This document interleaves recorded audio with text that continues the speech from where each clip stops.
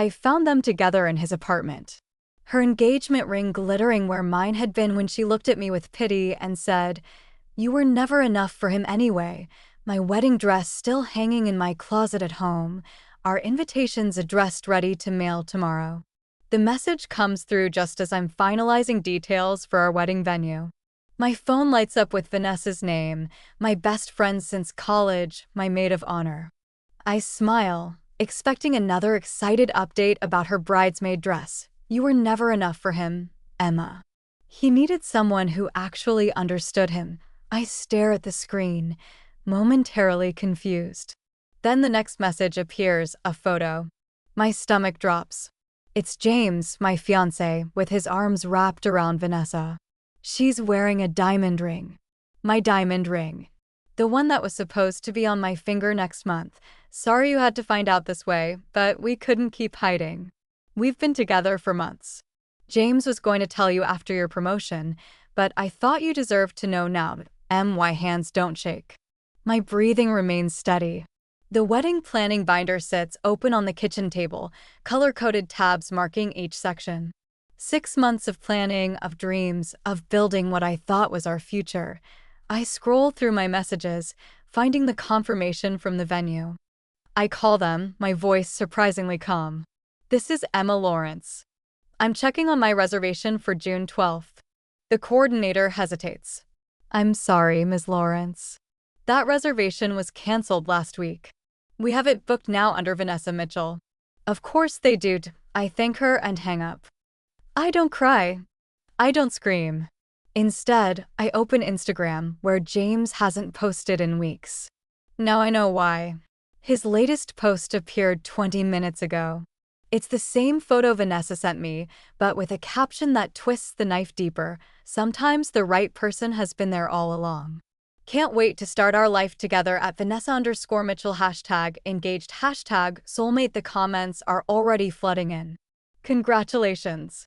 So happy for you both. You make a perfect couple." My phone buzzes again. Another message from Vanessa. "I hope we can still be friends someday. What James and I have is real." I never meant to hurt you. I set my phone down and look around the apartment. Our apartment. James moved in 8 months ago when his design business was struggling. I supported him emotionally and financially. I believed in him. I believed in us. My laptop sits open on the coffee table. I click over to Facebook, where the announcement is already spreading. Friends are friends, expressing surprise but happiness for them. A few ask about me in the comments, but most just accept this new reality without question. I check our joint account. Empty. The savings we'd been building for our honeymoon, gone. Transferred out 3 days ago. My phone buzzes again.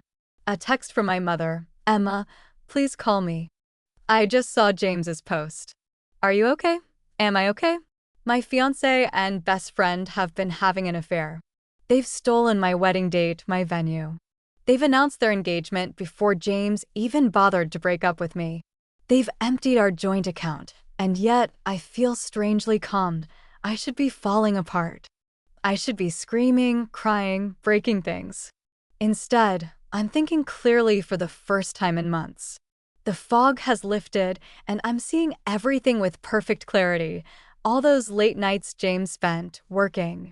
All those times Vanessa canceled our plans last minute. All those business meetings that ran long. The signs were there. I just didn't want to see them. I pick up my phone and type a response to Vanessa's message. One word, congratulations. I set my phone down and close the wedding binder. I don't need it anymore. What I need is a plan, because what Vanessa doesn't know, what James has clearly forgotten, is that I'm not just the woman they betrayed. I'm the woman who put James through design school while working 2 jobs. I'm the woman whose family connections got him his first clients. I'm the woman who invested in his business when no one else would. I'm the woman whose name is on all the paperwork. I stand up and walk to the window, looking out at the city skyline as the sun sets. They think they've won. They think I'll crumble, fade away, become a sad story they tell years from now. They're wrong. This isn't the end of my story. It's just the beginning of theirs, and they have no idea what's coming. I wake up the next morning with dry eyes and a clear head. No crying myself to sleep, no desperate calls to James begging for explanations. My phone shows 17 missed calls, James, Vanessa, concerned friends who've seen the posts. I ignore them all. Today I have brunch scheduled with my closest friends, a pre-wedding celebration that now serves a different purpose. I could cancel, hide away, let shame consume me. That's what they expect. Instead, I shower, blow dry my hair, and put on my favorite dress. I apply makeup with careful precision, making sure no trace of heartbreak shows on my face. I look good, strong, unbroken. When I arrive at the restaurant, conversation stops. 5 women stare at me with pity in their eyes. Rachel stands first, arms outstretched for a hug. Emma, my God, we saw everything. Are you okay? I smile, accepting the hug before sliding into my seat. I'm fine. Let's order mimosas, shall we? They exchange glances, confused by my composure. This isn't how betrayed women are supposed to behave. I should be a mess, seeking comfort, asking what went wrong, demanding details about what they knew and when. But James and Vanessa. Lisa begins. I cut her off gently. Yes, apparently they're together now. These things happen.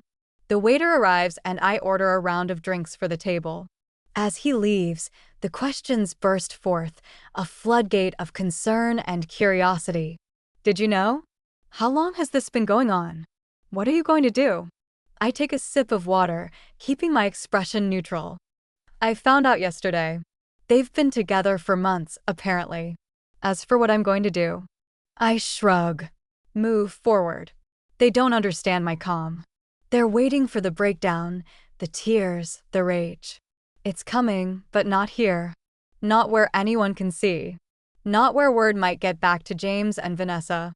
Has James tried to explain? Rachel asks. He's called. I haven't answered. More confused glances. In their world, confrontation comes first. Screaming matches, dramatic scenes, public meltdowns. But I've never been that person. And right now, silence is more powerful than any words I could say. Brunch continues. We talk about other things, jobs, vacations, the new restaurant downtown.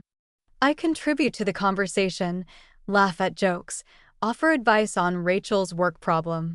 By the end, their concern has shifted to admiration. You're so strong, they tell me. They have no idea. Back home, I finally allow myself to feel. The apartment is empty. James hasn't returned since before the announcement. Probably staying at Vanessa's. I sink onto the floor, back against the wall, and let the tears come. Great heaving sobs that shake my entire body. 2 hours. That's all I give myself. 2 hours to mourn what I thought we had, what I thought she was. Then I wipe my face, drink a glass of water, and open my laptop. First, I make a list. Every red flag I missed, every suspicious moment I dismissed. The weekend trips James took alone. The times I caught them whispering, conversation stopping when I entered the room. The sudden interest Vanessa took in design, spending hours with James discussing projects while I worked late. IT had been happening right in front of me. Next, I check our finances. Beyond the joint account they emptied, there's more to untangle. The business loan I co-signed for James's studio. The credit card in my name that pays his business expenses. The rent on our apartment, my apartment, that he hasn't contributed to in months. My phone buzzes. James, Emma, please talk to me. We need to discuss this like adults.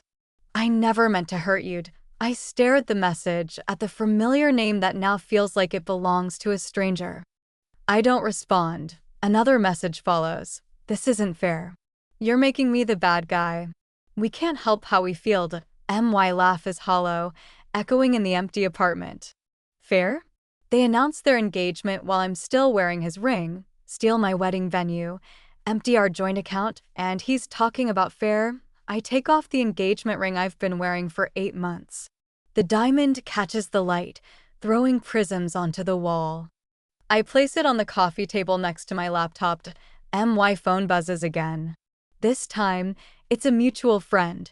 James is telling everyone you're having a breakdown. Says you're being unreasonable and won't talk to him. What's going on? So that's their strategy. Paint me as unstable, difficult, unable to handle rejection. Classic. Predictable. I don't respond to that message either. Instead, I open a new document and begin typing. Every deposit I've made into our joint account. Every payment toward his student loans. Every client I introduced him to. Every door I opened, because while James and Vanessa are busy spinning their love story, I'm gathering evidence. While they're celebrating, I'm calculating. While they're playing defense, explaining their betrayal to friends and family, I'm quietly laying the groundwork for what comes next. They thought I would fall apart. They thought wrong. Monday morning arrives with a strange sense of purpose. I've spent the weekend in meticulous research, diving into financial records, emails, contracts. The picture emerging is clearer than I expected, a detailed map of exactly how entangled James's success is with my support. I dress carefully for work, charcoal pencil skirt, crisp white blouse, the confidence-building outfit I save for important meetings. Today qualifies. I'm meeting with our financial advisor, the one who helped us set up our investment accounts when we got engaged. Emma, Harold says, rising to greet me as I enter his office. His eyes betray his awkwardness. News travels fast in our circle. I'm so sorry about everything. I offer a professional smile, setting my portfolio on his desk. Thank you, Harold. I need to review my financial situation in light of recent events.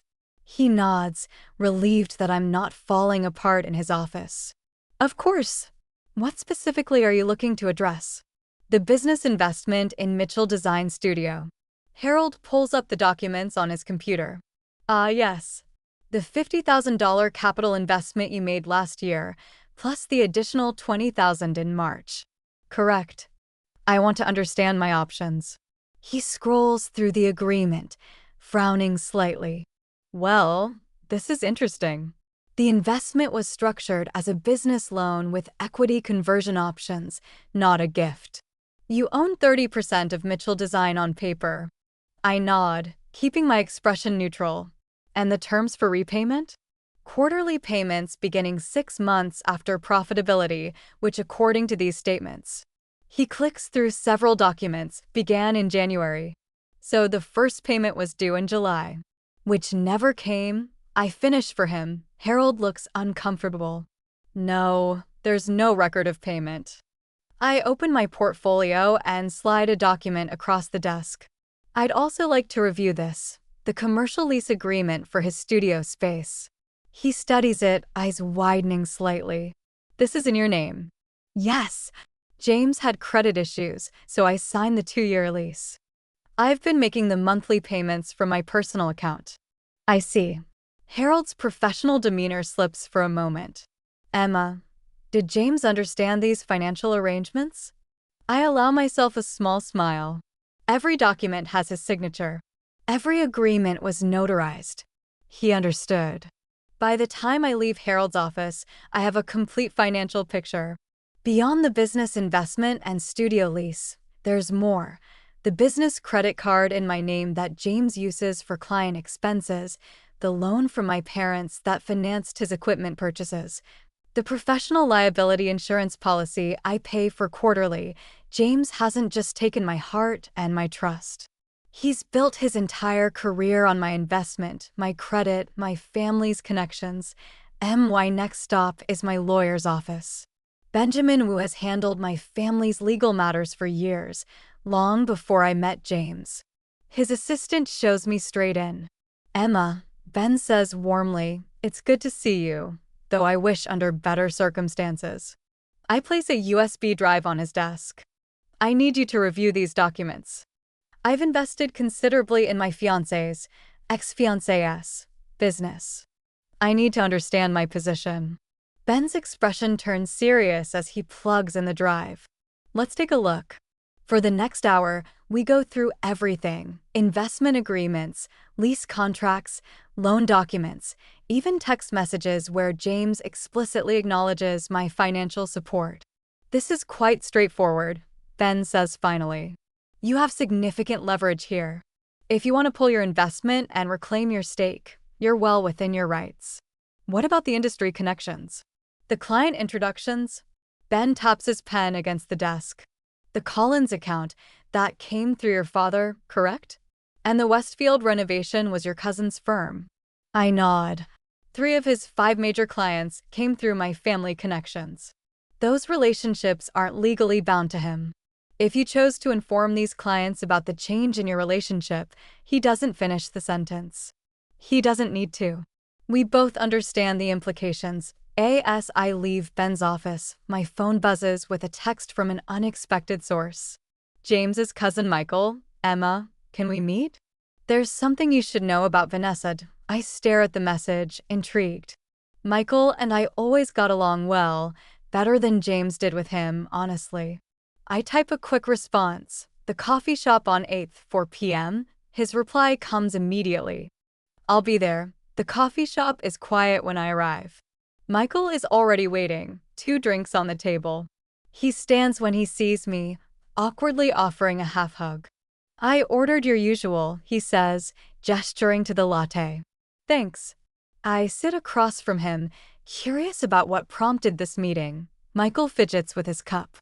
"First, I want you to know I think what James did is inexcusable. The whole family is shocked." I take a sip of coffee, waiting. "But that's not why I asked to meet." He leans forward, lowering his voice. "This isn't the first time Vanessa has done this." My eyebrows raise slightly. "Done what exactly?" "Targeted someone successful and moved in on them." Michael pulls out his phone, showing me a social media profile. "Mark Dennison, venture capitalist. Vanessa was his assistant 3 years ago. She broke up his engagement too. Lasted about 8 months before she moved on to someone with better connections." I study the profile, the pieces clicking into place. "How do you know this?" "Mark is a friend of mine from business school. When I saw Vanessa with James at that party 6 months ago, she looked familiar. I couldn't place her until all this happened. 6 months ago." The timeline matches the start of their affair. "There's more," Michael continues. "The design firm James is courting for the Henderson project? Vanessa used to work there too. Left under questionable circumstances, according to Mark." I take this information in, adding it to my mental file. "Thank you for telling me this." Michael nods, looking relieved. James is making a mistake. A big one. And when he realizes it, he trails off. It'll be too late. I finish for him. As I walk home, pieces are falling into place. I now understand not just what I've lost, but what I still control. The financial investments. The professional connections. The industry reputation James has built using my family's name and influence. They thought they were taking my future. They didn't realize they've built theirs on my foundation, and foundations can be removed. 1 week after Vanessa's text, I sit in my living room surrounded by documents. Financial statements, business contracts, loan agreements, client emails. Everything spread out in precise piles, a map of my relationship with James. Not the romantic side, the side they don't talk about in fairy tales. The business side, the money side. The reality.my phone buzzes. Another message from James: "Emma, please. We need to talk. I can explain everything. At least let me get my things from the apartment." I set the phone down without responding. Let him wait. Let him wonder. Let him worry about his expensive equipment, his design samples, his closet full of clothes I mostly paid for. He can have it all back, on my timeline, not his .my doorbell rings. I check the security camera on my phone. Rachel stands outside, shifting nervously from foot to foot. I almost don't answer, but she's been texting daily, the only friend who hasn't accepted James and Vanessa's version of events. I open the door. "I brought wine," she says, holding up a bottle of my favorite red. I step aside to let her in. She stops short when she sees the papers covering my living room. Wow, what is all this? Research, I reply, clearing a spot on the couch for her. Rachel sits, uncorks the wine, and pours 2 glasses. James is telling everyone you're ignoring him out of spite. Says you're being childish. I take a sip of wine. What do you think? She surveys the meticulous organization surrounding us. I think you're planning something. I don't confirm or deny. Instead, I hand her a document, the investment agreement for Mitchell Design Studio with my signature on the funding line and James's signature acknowledging my 30% ownership stake. Rachel's eyes widen. Holy shit. You funded his business? $70,000 total. Plus the lease on his studio space. Plus the equipment loans. I hand her another document. Plus introducing him to the Collins family, who became his biggest clients. Does he realize what you could do? I shrug. He's about to. Rachel sets down her glass. And Vanessa? What's her play in all this? I reach for my laptop, pulling up the information Michael shared. Turns out our dear friend has a history. James isn't her first acquisition. Rachel scrolls through the profile, her expression darkening. That manipulative bitch. So what now? What now indeed? I've spent the week gathering information, assessing my position. Now it's time to formulate the plan. The Henderson project, I say. It's James's biggest opportunity yet. The one he's been talking about for months. The corporate headquarters redesign that would put Mitchell Design on the map. Rachel nods slowly.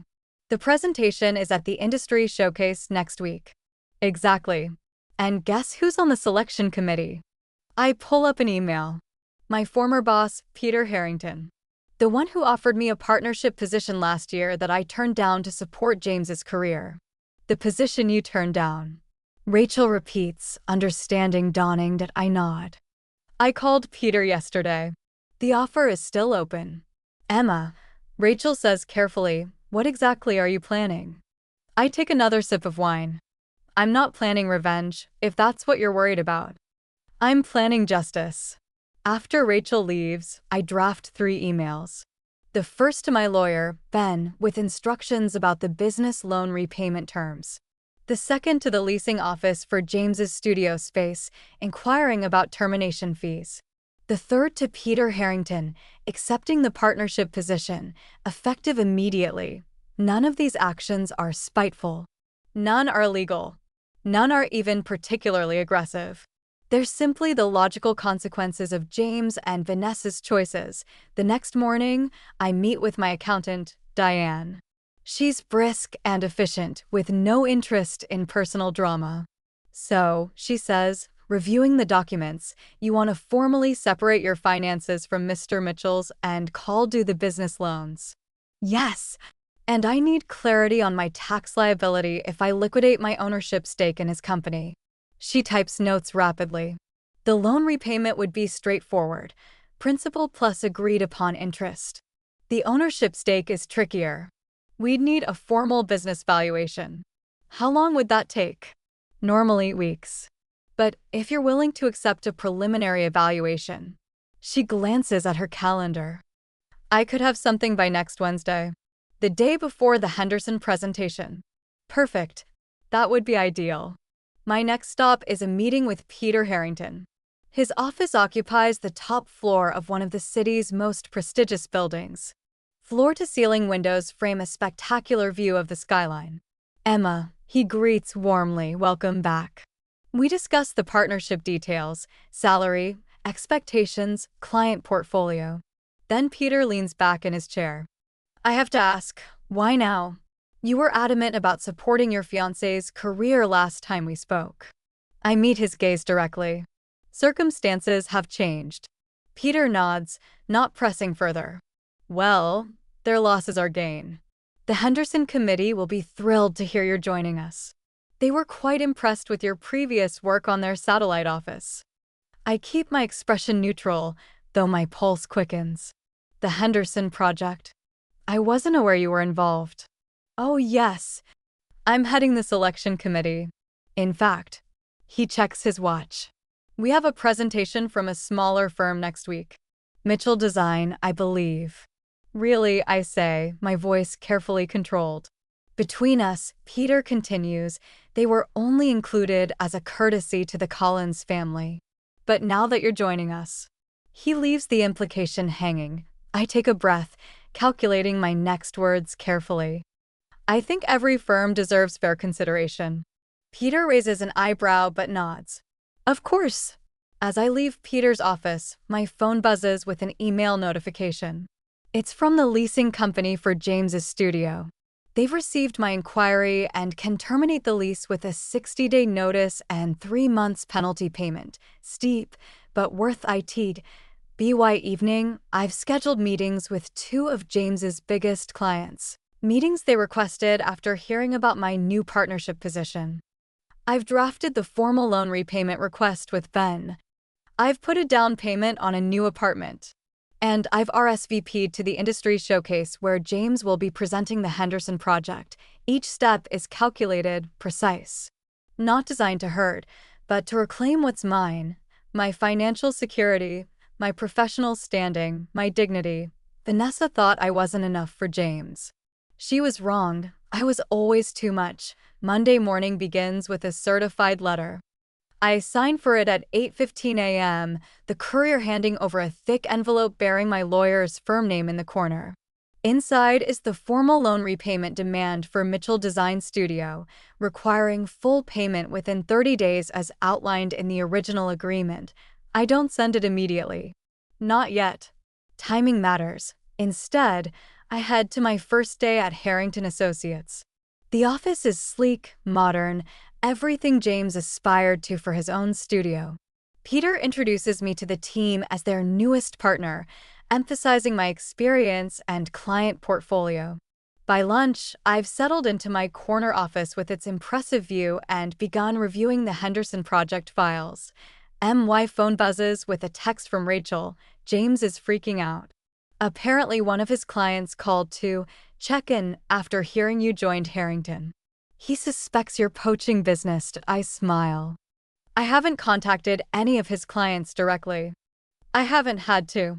Word travels fast in our industry, and James's clients, the ones I introduced him to, are drawing their own conclusions. At 2 p.m., I receive an expected call from Thomas Collins, patriarch of the Collins family and James's biggest client.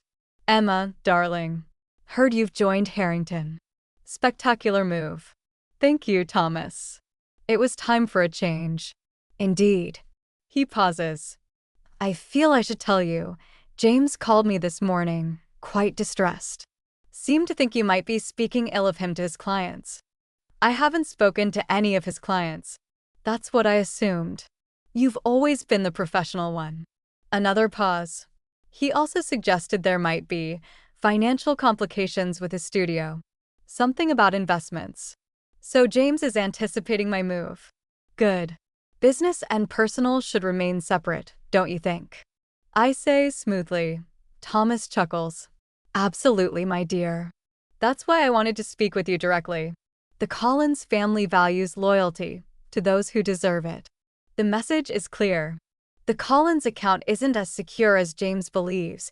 After the call, I finalize the documents with Ben and authorize him to deliver the loan repayment demand to Mitchell Design Studio. By 4:30 p.m., it's done. The first official move made. I pack up my desk at Harrington, preparing to head home when my phone rings. It's a number I don't recognize. I almost ignore it, but something tells me to answer. Emma Lawrence. Emma. It's Michael, James's cousin. Michael, what can I do for you? His voice is low, urgent. James just called my dad in a complete panic, demanding to know if he could borrow against his trust fund. Dad said no. I hadn't anticipated this specific development, but it fits the pattern. James scrambling for funds to cover the loan repayment. That's unfortunate for him. He's telling everyone you're trying to destroy him, Michael continues, making him sound like the victim. And what do you think? I ask, genuinely curious. Michael snorts. I think he made his bed. But Emma, watch out for Vanessa. She's pushing him hard, and she's not going to back down easily. I appreciate the warning. After hanging up, I sit in my car, considering this new information. James is reacting exactly as expected, panicking, seeking bailouts, playing victim. But Vanessa is the wild card. She has less to lose and more to prove. I drive home, planning to work from my apartment for the evening. When I pull into my parking space, I spot a familiar figure pacing near the building entrance. James. He looks up as I approach, his expression cycling rapidly from relief to anxiety to a forced smile. Emma. Finally. He steps toward me. We need to talk. I keep my distance, my face neutral. About what? He runs a hand through his hair, his classic stress tell. You know damn well. The loan demand? Calling in the full amount? What are you playing at? I meet his gaze directly. I'm not playing at anything. I'm enforcing the terms of our agreement. This is ridiculous. That money was an investment, not a loan. The paperwork says otherwise. Your signature is on every page. His face flushes. You know I can't repay $70,000 in 30 days. My business will go under. I tilt my head slightly. That sounds like a problem you should discuss with your fiancé. After all, she understands you so much better than I ever did. Don't bring Vanessa into this. This is between you and me. Is it? Because from where I'm standing, it seems like you two made this a three-person situation without my consent. James's expression shifts, becoming conciliatory. Emma, look.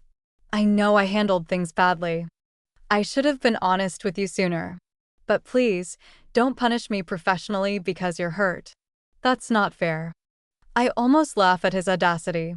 Fair? You want to talk about fair? This is my career, Emma. My future. A future built with my money, my connections, and my support.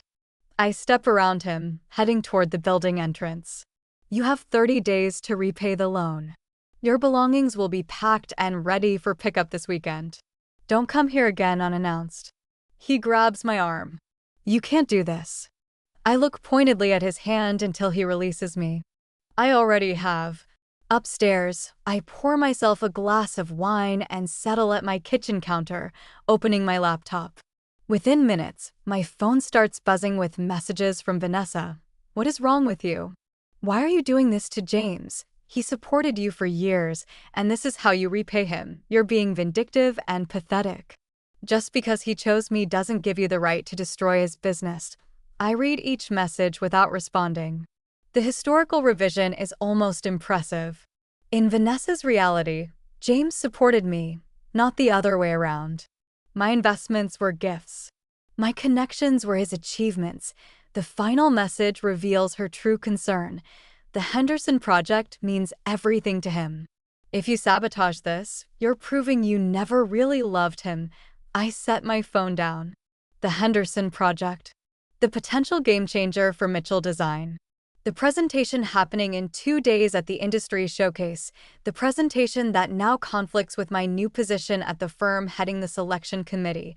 I send one text to Ben, confirming the delivery of the loan repayment demand.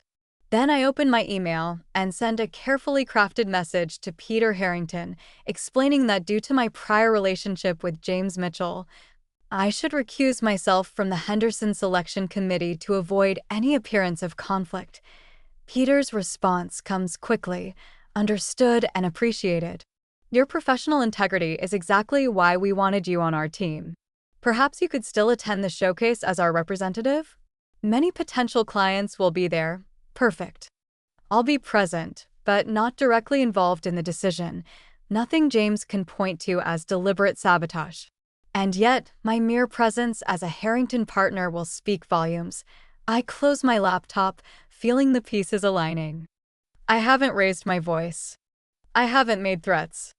I've simply taken logical steps to protect my interests, and already, the castle James and Vanessa thought they were building is showing cracks in the foundation. The morning of the showcase, I stand before my closet deliberating. This isn't just another workday. This is the first time I'll see James and Vanessa together publicly since their announcement. The first time our professional worlds will collide since I joined Harrington. I select a crimson dress, tailored, sophisticated, confident.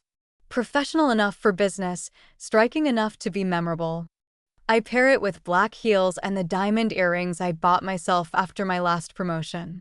Not James's jewelry.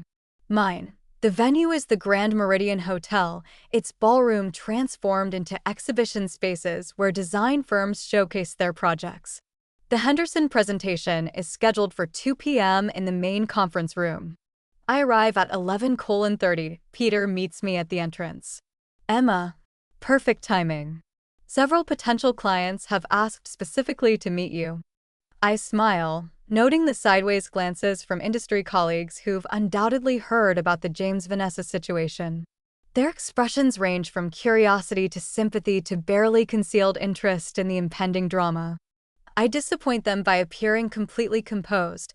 For the next 2 hours, I move through the showcase with Peter, meeting clients, discussing projects, establishing my new position at Harrington. I don't seek out James or Vanessa, but I'm acutely aware of their presence across the hall. James in his best suit, gesturing animatedly to a small group. Vanessa beside him, playing the supportive partner role I once filled. AT-115, I excuse myself to use the restroom. As I'm washing my hands, the door swings open and Vanessa walks in. She freezes, clearly not expecting to see me. Then her chin lifts defiantly. Emma. Her voice is cool, controlled. I'm surprised you showed up today. I dry my hands unhurriedly. I work here now. Yes, I heard. Quite the coincidence, joining the firm overseeing the Henderson project. I meet her gaze in the mirror. I've recused myself from the selection committee. No conflict of interest. She blinks, momentarily thrown off script. Well, good. James has worked incredibly hard on this presentation. He deserves a fair shot. Everyone deserves what they've earned. I reply evenly, her eyes narrow. What's that supposed to mean? It means exactly what I said. I turn to face her directly. How's the wedding planning coming along? Having any venue issues? She has the grace to flush slightly. We're having a small ceremony. Nothing elaborate. Scaling back from the plans at the Meridian Gardens? Pity. It's a beautiful space in June. Vanessa's expression hardens. Look, Emma, I know you're hurt. But this vindictive streak isn't a good look. The loan demand? The client calls? Everyone can see what you're doing. I smile slightly. What am I doing, Vanessa? Enforcing a legal agreement? Accepting a job offer? Conducting business professionally? You're trying to ruin James because he chose me over you. I laugh softly. Is that what he told you? That he chose you. I step closer, lowering my voice. Tell me something. Did James mention where the startup capital for his business came from? Did he explain who signed the lease for his studio space? Did he tell you exactly how he got the Collins account? Uncertainty flickers across her face. No. I continue. Interesting. You might want to ask him. You know, since you understand him so much better than I ever did.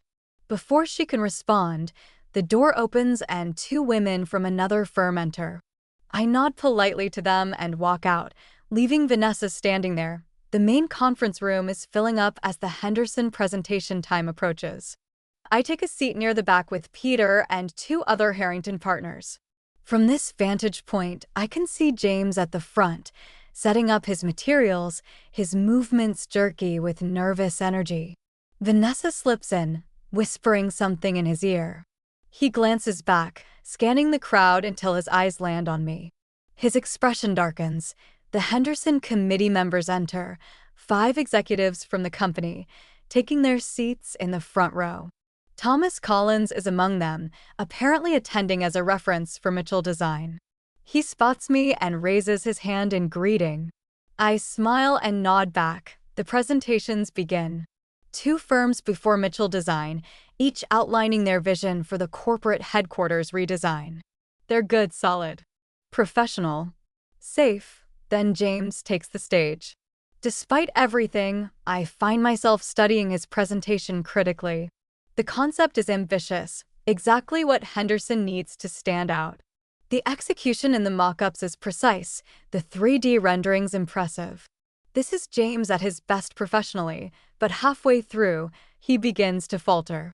His explanation becomes rushed, his gestures less confident. He keeps glancing toward the back of the room, toward me. I maintain a neutral expression, taking notes occasionally. After the presentation, there's a brief Q&A. One of the Henderson executives asks about project management capacity, pointing out that Mitchell Design is a small firm taking on an ambitious timeline. James begins a standard answer about his dedicated team, but Thomas Collins interrupts. If I may, Thomas says, I've worked with Mitchell Design for nearly 2 years now. James has always delivered exceptional work for the Collins properties. He pauses. Though I should disclose that our introduction came through Emma Lawrence, who's now with Harrington. A murmur ripples through the audience. James's face tightens. Mr. Mitchell, another executive asks, your firm is relatively new. What assurances can you provide regarding financial stability throughout this long-term project? James clears his throat. Mitchell Design is on solid financial footing. We have multiple ongoing projects and a strong client base. And your studio space, the lease is secure for the project duration. James hesitates just a fraction too long. Yes, of course. I make no expression, take no notes. I don't need to. The seeds of doubt are planting themselves. After the presentations conclude, the networking portion begins. I'm immediately surrounded by colleagues and potential clients, my new position at Harrington generating significant interest. From the corner of my eye, I see James watching, his expression a mixture of anger and disbelief as people who used to approach him now gravitate toward me. Vanessa attempts damage control, leading him from group to group, but the dynamic has shifted. Everyone knows about the personal situation. Everyone suspects the professional implications. Thomas Collins makes his way to me, champagne flute in hand. Brilliant move, Emma. Harrington suits you. Thank you, Thomas. How did you find the presentations? He sips his champagne thoughtfully. Interesting concepts all around. James's design was actually quite impressive. He lowers his voice. Though I do wonder about Mitchell Design stability. Heard some concerning rumors. I maintain my professional demeanor. I couldn't comment on that. Of course not. He smiles knowingly. By the way, we should discuss the Collins portfolio. Now that you're at Harrington, we might consider consolidating our design services. The implication is clear. I nod noncommittally. I'd be happy to arrange a meeting. As Thomas moves on, I feel someone approaching from behind. I turn to find James, his expression tightly controlled. Enjoying the show? He asks, his voice low. The presentations were very informative. You know what I mean. His eyes flash with anger. You just couldn't help yourself, could you? Had to come and remind everyone of your new position. Had to have Thomas mention your connection to my clients. I didn't ask Thomas to say anything. Right. His laugh is bitter. Just like you didn't ask for that loan repayment. Just like you didn't tip off my clients that my studio lease might be in jeopardy. I meet his gaze calmly. I've taken no actions that weren't within my rights. This isn't about rights, Emma. This is about you trying to destroy everything I've built. Everything we built, I correct him quietly. With my money, my connections, my support. Did you forget that part when you were telling Vanessa she understands you better than I ever did? He flinches. You made choices, James. So did I. I glance past him to where Vanessa stands watching us, her expression anxious. By the way, how are you planning to repay the $70,000? The 30-day deadline starts soon. Before he can respond, Peter approaches, placing a hand lightly on my shoulder.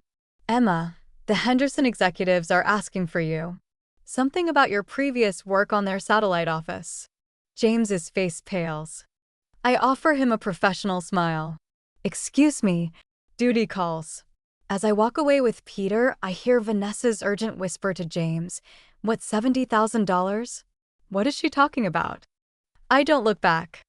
I don't need to. For the first time since receiving Vanessa's text, I feel completely in control. Not because I've hurt them, but because I've reclaimed my power. They thought I would crumble. Instead, I've risen. They thought I wasn't enough. They're about to learn I was always more than they deserved. The week following the industry showcase passes like a carefully orchestrated symphony. Each day brings another subtle shift in the professional landscape James and Vanessa once believed was solidly theirs. Monday morning begins with a certified letter to Mitchell Design Studio. The loan repayment demand sits heavy with legal precision, each word crafted to leave no room for negotiation. By noon, word spreads through the design community that James is facing significant financial pressure. Rachel calls mid-afternoon, her voice a mix of excitement and concern. His biggest client just canceled a major project. The Collins account, gone. I'm not surprised. Thomas Collins doesn't make decisions without careful consideration. My conversation with him at the showcase planted seeds of doubt that were already waiting to take root. How is he handling it? I ask, my voice neutral. Rachel's laugh is sharp. Not well. Vanessa's been calling everyone, trying to salvage something. But nobody's returning her calls. The professional network I spent years building, the connections James used but never truly understood, begins to crumble beneath him. Not through malicious destruction, but through the simple withdrawal of support. By Wednesday, Michael, James's own cousin, reaches out again. He's desperate, Michael says when we meet for coffee. Vanessa's pushing him to take out personal loans, max out credit cards. She's convinced the Henderson project will save everything. I take a measured sip of my latte. The Henderson project requires a stable financial foundation, something Mitchell Design no longer has. Michael studies me. There's no judgment in his eyes, just a clinical understanding. You're not doing this out of revenge. No, I confirm. I'm doing this out of self-preservation. That evening, Ben calls with additional information. The loan repayment demand has triggered a deeper investigation into Mitchell Design's financial records. Irregularities are emerging, small discrepancies that suggest more than simple business struggles. The studio's books don't add up, Ben explains. It looks like James has been commingling personal and business finances. If the forensic accountant finds intentional misrepresentation, the implications are clear. Professional consequences could extend far beyond financial loss. Vanessa's text messages become increasingly desperate. You're ruining everything we've built. James is going to lose everything because of you. This isn't fair. I don't respond. Fairness was never part of their calculation when they decided to betray me. By Friday, the first significant domino falls. The Henderson Project Selection Committee sends an official communication to Mitchell Design. They're requesting additional financial documentation and putting the project selection on hold pending a comprehensive review. Rachel calls, barely containing her excitement. It's over. The project James has been chasing for months, suspended. The timing is impeccable. Not a direct attack, but a natural consequence of the financial uncertainties now surrounding Mitchell Design. That evening, I receive an unexpected visitor. Vanessa shows up at my apartment, her perfectly curated appearance showing signs of strain. Makeup slightly smudged. Hair not quite as meticulously styled. You have to stop this, she says, her voice a mixture of anger and desperation. I gesture for her to sit, offering water. The controlled politeness throws her off balance. Stop what exactly? I ask. Destroying James. Destroying his business. This isn't just about us anymore. I raise an eyebrow. I'm not doing anything. These are simply the consequences of choices made. She leans forward, a hint of the manipulation that secured her previous conquests surfacing. We can work this out. James doesn't have to lose everything. That sounds like a conversation you should have with James. I reply evenly to Vanessa's masked lips. For a moment, I see the real her, not the confident homewrecker, but someone terrified of losing the carefully constructed narrative she's built. He was supposed to be different, she mutters, more to herself than to me. They always are, I say softly. She looks up, momentarily vulnerable. Then the walls slam back into place. This isn't over, she warns, but we both know it is. The following week, the professional dismantling becomes complete. 2 more clients withdraw from Mitchell Design. The studio's reputation, always fragile, begins to crumble under the weight of financial uncertainty and whispered rumors. James tries calling. Multiple times. I don't answer. When we finally speak, it's through Ben. A formal communication requesting final documentation for the loan repayment. His responses are increasingly panicked, increasingly desperate. Michael provides occasional updates. James is moving back in with his parents. Vanessa is noticeably absent from his side. She's already looking, Michael tells me. Scanning LinkedIn. Checking out other designers with potential. I feel nothing. Not satisfaction. Not anger. Just a profound sense of reclaiming what was always mine. The story isn't about revenge. It's about restoration. About proving that betrayal doesn't define me. That I am not a footnote in someone else's narrative, but the author of my own. They thought I would break. They were wronged. I am rising point. 1 year passes. The transformation is subtle at first, then undeniable. My life isn't just rebuilt. It's reimagined. Harrington Associates becomes more than a job. It becomes my platform. The partnership I initially accepted out of necessity evolves into something remarkable. The Collins account, once James's prized possession, now sits firmly in my portfolio. Thomas Collins wasn't just impressed by my professional approach, he was captivated by my strategic resilience. The year mark, Peter calls me into his office. The corner room with its panoramic city view feels different now. No longer just a space, but a testament to what I've achieved. The Henderson project, he says, sliding a folder across his desk. It's yours. I know he's referring to more than just the design contract. This is acknowledgement. Validation. The project James once desperately chased now anchors my professional reputation. The irony isn't lost on me. My phone buzzes. A message from Rachel, heard through the grapevine. Congrats on Henderson. Want to celebrate? I smile. Some connections survive transformation. The professional world whispers, but the narrative has changed. No longer am I the betrayed woman. I'm the strategic professional who rose from complexity with grace. Michael reaches out periodically. Not out of obligation, but a genuine connection forged through mutual understanding. James is working as a junior designer at a small firm, he tells me during one of our occasional coffee meetings. Vanessa? She's moved on. Again. I don't react. These are facts, not victories. My new apartment reflects this philosophical transformation. Minimalist. Deliberate. Every piece carefully chosen. Nothing inherited. Everything earned. The diamond earrings I bought myself after my last promotion sit in a prominent place. A reminder. I don't need external validation to shine. Professionally, opportunities bloom. Speaking engagements. Industry panels.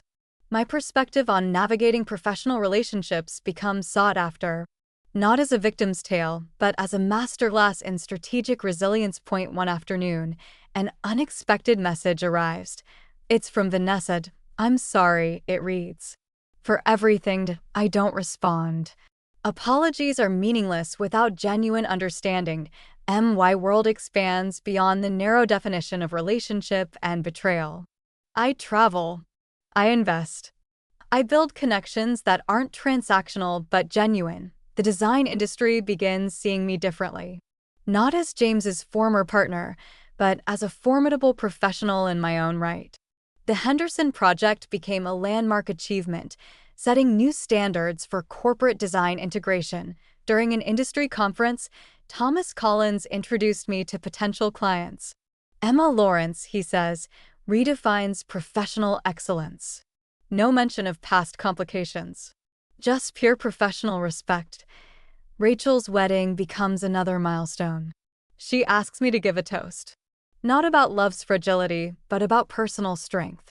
True partnership, I say, looking around the room. isn't about possession. It's about mutual growth. The crowd falls silent. Some understand immediately. Others will reflect later. Months pass. My professional network grows. My personal philosophy becomes a quiet revolution. Then, unexpectedly, life offers another twist. A message from a professional networking platform. A design firm looking for a strategic consultant. The sender? Michael. Thought you might be interested, his message reads. They need someone who understands both design and business dynamics. I reviewed the opportunity. Not for revenge. Not for proving a point. But because it aligns with my vision. My phone rings. An unknown number. Emma Lawrence. Yes, this is David Henderson. We're impressed with your project approach. The conversation unfolds. Another opportunity. Another chapter. As we discuss potential collaboration, I realized something profound. The story was never about James or Vanessa. It was always about me. My transformation isn't a reaction to their betrayal. It's a declaration of my own worth. They thought they were writing my story. I was writing my own. Epilogue. Reflection 1 year ago. A text message threatened to define me. Today, I define myself, not through anger, not through revenge, but through deliberate, strategic living. The diamond ring I once wore sits in a drawer. Not as a painful reminder, but as an artifact of a chapter now closed. My phone buzzes. Another opportunity. Another connection that I smile. This is my story, and it's just beginning.